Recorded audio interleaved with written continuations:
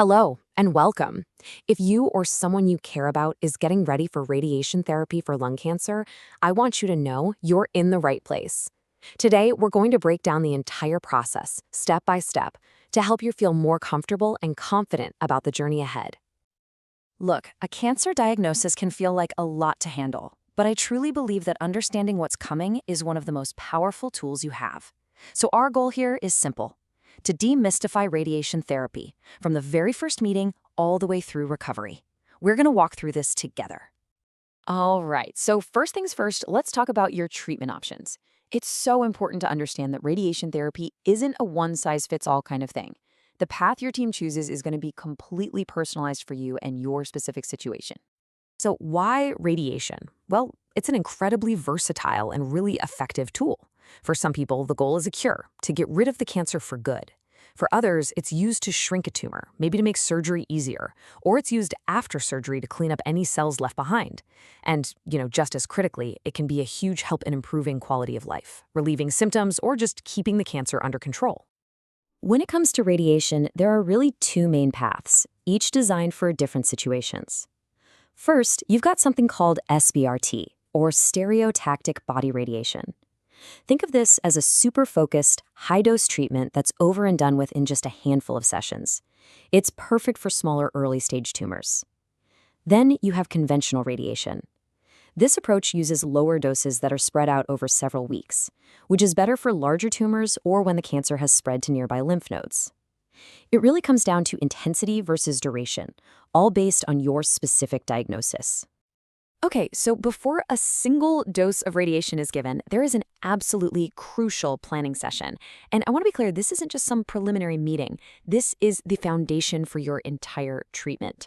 It's where every last detail is mapped out to make sure everything is precise and safe. This first big appointment is called a simulation. And the most important thing to know is that you will not get any radiation on this day. The whole point of this session is just planning. Your care team is basically creating a detailed 3D map of the treatment area, making sure the plan fits your body perfectly. So, what actually happens during the simulation? Well, it's a very careful, step-by-step process. First, the team will get you positioned on a CT scanner. They might make some custom molds or cushions. These just help you stay perfectly still.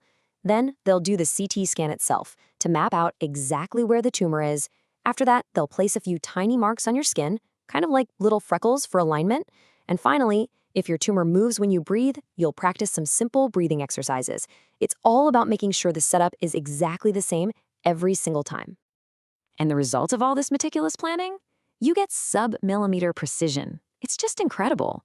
This level of accuracy means the radiation can zero in on the cancer cells while doing its best to avoid the healthy tissue around them. It's really a testament to how advanced this technology has become. All right, now for the part that I know can cause the most anxiety, the treatment itself. So let's pull back the curtain and talk about what a typical session actually looks and feels like. We're going to demystify this whole experience. When you go into the treatment room, you'll lie down in the exact same position from your simulation. A big machine will move around you, but it will never, ever touch you. And here's the key thing I want you to hear. The treatment is completely painless. You can't feel it, you can't see it, you can't hear it.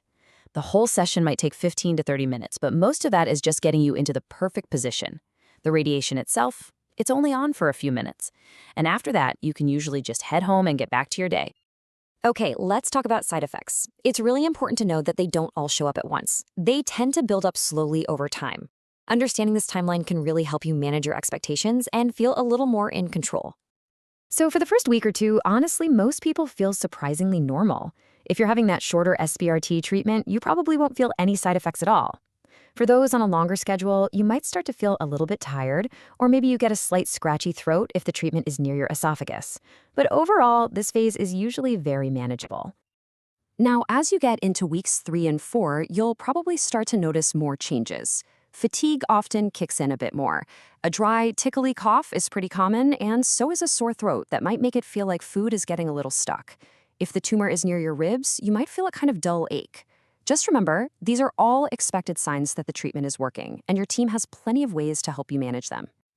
The last few weeks of a long treatment course, that's typically when side effects are at their peak. Your fatigue will probably be at its highest point, and swallowing can get more difficult, so soft foods and liquids are going to be your best friends. Your skin in the area might get a little pink and dry, kind of like a mild sunburn. I know it's the toughest part, but hang in there. It's temporary, and it means you are so close to the finish line. And that brings us right to that finish line. Once your treatment is done, your body gets to start the important work of healing. So let's look at what that recovery process is like and the path to feeling like yourself again. Here's the good news.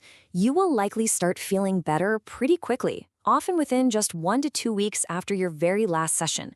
That fatigue starts to lift, your sore throat gets better, and you'll notice your appetite and your energy slowly coming back. This is your body's recovery kicking into high gear. Now, there is one thing to keep an eye out for a little further down the road. In that window of about 6 to 12 weeks after treatment, it's really important to be aware of one specific delayed side effect. It's something called radiation pneumonitis, which is basically just some inflammation in the part of the lung that was treated. So you want to be on the lookout for a new dry cough or one that gets worse, maybe some new shortness of breath or a low-grade fever.